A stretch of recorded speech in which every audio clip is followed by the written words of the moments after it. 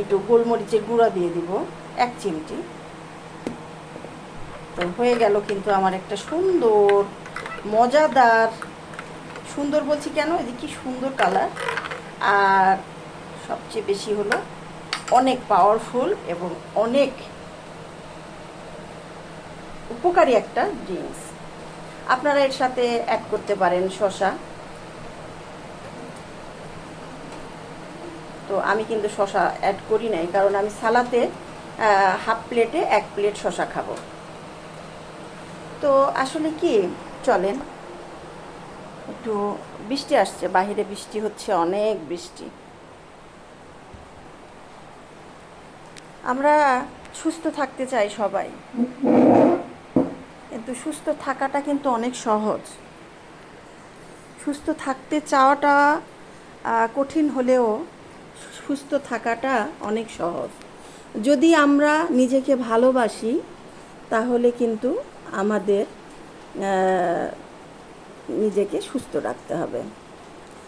আর এই যে শুধু এই এক গ্লাস ড্রিঙ্কস না, এটা পারে আপনাকে অনেক রোগ থেকে সারাইতে। আপনার শরীরের নখ থেকে, পায়ের নখ থেকে শুরু করে মাথা পর্যন্ত এই যে রেমেডিগুলো খাচ্ছি আমরা, সেগুলোর কাজ আছে। কিন্তু আমরা ভালো জিনিসটা না কম চিনি। আমরা কি চিনি? আমরা চিনিকে চিনি। আমরা সব কিছুতেই চিনি, আমরা সব কিছুতেই মিষ্টি, কিংবা আমরা সব কিছুতেই ঝাল, সব কিছুতেই ফাস্টফুডের যে উপকরণগুলো ছাড়া ফাস্টফুড হয় না, তৈরি হয় না বা মজা লাগে না সেই সব খাবার। হ্যাঁ, আমিও খাই, আমরাও খাই, কিন্তু বুঝতে হবে সেটা যেন আপনার মানে দৈনন্দিন জীবনে একবারে আপনাকে পেয়ে না বসে, যে আপনার ওটা ছাড়া চলছেই না, চলবেই না। সবার আগে আমাদেরকে হতে হবে কি, তেল কমাইতে হবে। যে তেলই খান আপনি, যে তেলই খান, হ্যাঁ, তবে তেলের বিকল্পে আপনি ঘি খেতে পারেন, বাটার খেতে পারেন, কারণ গুড ফুড যেগুলো সেগুলো আমরা খেতে পারি, তাও পরিমাণ মতো। আমরা সকালে আসলে এই যে নাস্তা নিয়ে কত চিন্তা ভাবনা করি, নাস্তা তৈরি করা কষ্ট, এই গরমের দিনে নাস্তা কি হবে, মানে রুটি, ভাত, খিচুড়ি, এগুলো না হলে আমাদের পেট ভরবে না, কিভাবে ছেলে পেলে সুস্থ থাকবে। আসলে কি জানেন, আপনার সময়ও বাঁচবে, আপনিও সুস্থ থাকবে। কার্বোহাইড্রেট কমে দেন। কার্বোহাইড্রেট শুধু এটার যে উপকারী নাই তা না, ওটা ছাড়া তো আসলে চলবেও না। তো অবশ্যই সেটাকে পাশাপাশি রেখে, পরিমিত রেখে, যেটা গুড ফুড, গুড ফ্যাট, আমরা সেসব খাবো। আশেপাশে দেখেন না, ফোন খোলেন, আমিও যে খুব অভিজ্ঞ তা কিন্তু না। আমিও কিন্তু শুনেই শিখেছি, দেখেই শিখেছি, বুঝেই শিখেছি, এবং কিছু কিছু ছোট ছোট উপকারিতা নিজের উপর দিয়ে করে আমি সেটার ফল পেয়েছি, এবং তারপরে সেটাকে বিশ্বাস করেছি। আপনারাও করেন। এই যে আজকে আমি এই ড্রিঙ্কসটা দেখাচ্ছি, এইটা আমার ফ্যাটি লিভার আছে, আমার নিশ্চয়ই কোলেস্টেরলটা মাপা হয় নাই, কখনোই হয় নাই। তো আরও 2-3 বছর আগে ঠিক ছিল, এর মধ্যে ঠিক আছে কি না জানি না, তবে সেটা বলতে পারবো না। তবে আমার ওভারওয়েট আছে, আমার হাইপোথাইরয়েড আছে, বুঝতেই তো পারছেন। আমি একজন হাইপোথাইরয়েডের রুগী হয়ে আমার ওজনকে কন্ট্রোল করা কতটা কষ্টকর সেটা নিশ্চয়ই আপনারা যাদের থাইরয়েড আছে তারা বুঝবেন, বা থাইরয়েড সম্পর্কে জানেন যারা, তারা বুঝবেন। তো এই যে আমরা বলি পানি খেলেও ওজন বাড়ে, অবশ্যই বাড়বে, কারণ পানিটা যদি আপনি সঠিক সময়ে সঠিক নিয়মে না খান, আপনি যদি আপনার শরীরের উপর দিয়ে একটু এক্সারসাইজ না করেন, একটু সতর্ক হয়ে না চলেন, শরীরকে যদি নিজের মতো ছেড়ে দেন, উদাসীনভাবে খাওয়া, আরামে ঘুমানো, তাহলেই দেখেন আপনার শরীর কীভাবে বাড়তে থাকে। 70, 80, 90, 100, 200 কেজি কিছু না, কিলো কিচ্ছু না, বাড়তেই থাকবে। তো নিজের সম্পর্কে সব কিছু কিন্তু ডাক্তার আপনাকে বলবে না। এই যে আমি আজকে যে এই জুসটা তৈরি করে নিলাম, এটাতে যত যে কয় টাকা রেমেডি আছে, এই 1 গ্লাস জুস বলেন আর ড্রিঙ্কস বলেন, এটা খেয়ে আপনি যে উপকারিতাটা পাবেন সেটা আপনি সাথে সাথে বুঝতে পারবেন না। কিন্তু আপনি একটা অ্যান্টিবায়োটিক কিনে খান, সেটা সাথে সাথে কিন্তু দমে যায়, কিন্তু ভালো হয় না। কোনো অসুখ দিয়েই কিন্তু অসুখ ভালো হয় না, আপনাকে দমে রাখে। একটা অসুখ দমাতে যেয়ে আরও কত অসুখের যে জন্ম দেয় তা শুধু আমাদের শরীরই জানে, আমরাও জানি না। আর হ্যাঁ, কারা জানে? ডাক্তাররা জানে। কিন্তু আমাদের ডাক্তাররা তো সঠিক কথা বললে আসলে সেটা তো তাদের পেশা, তারাই বা কী করবে? অতএব আমরা সবাই সবার হাতে জিম্মি। তো আসুন সুস্থ থাকি, ভালো থাকি। তো আমি এটা খাবো, আমি এক্সারসাইজ করলাম একটু আগে, এখন এটা খাবো। তারপরে আমি একটু গোসলে যাব, গোসল শেষ করে এসে তারপরে আমি আমার রুটিন মতো আমার যে ব্রেকফাস্ট আছে। আর হ্যাঁ, আমি যে কথাটা বলতে বলতে আরেক জায়গায় চলে গেলাম।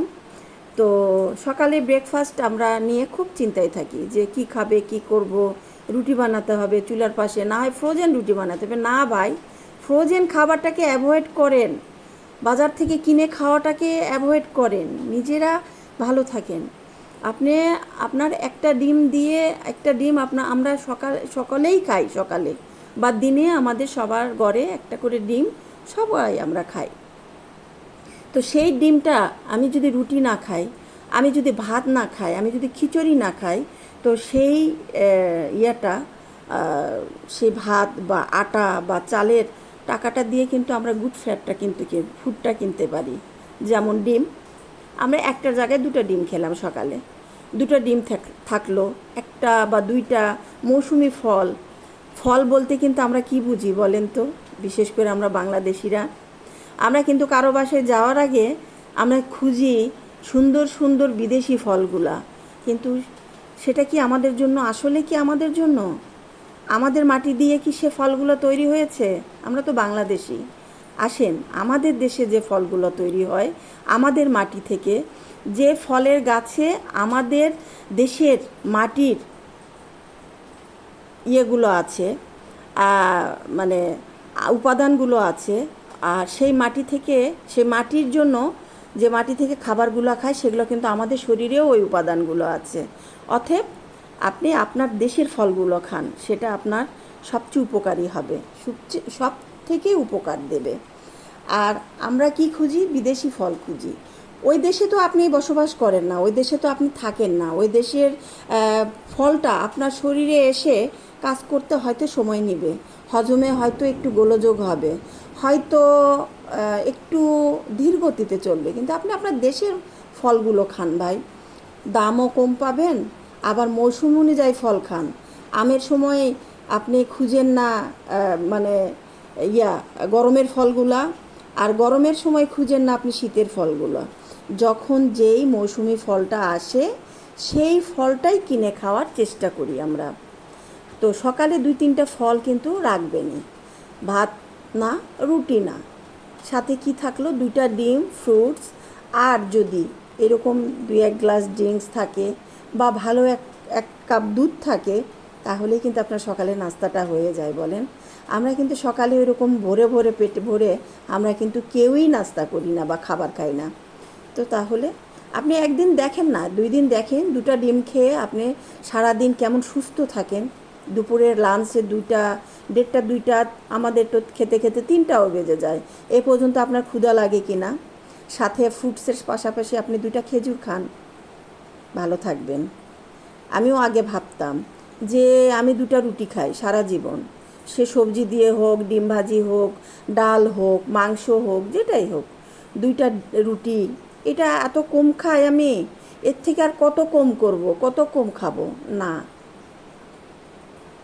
আমাদের যাদের, বিশেষ করে আমরা যারা মানে স্থূলতায় ভুগছি, যাদের ওভারওয়েট, তাদের কিন্তু কার্বোহাইড্রেটটা কমিয়ে দিতে হবে, খুবই কমিয়ে দিতে হবে।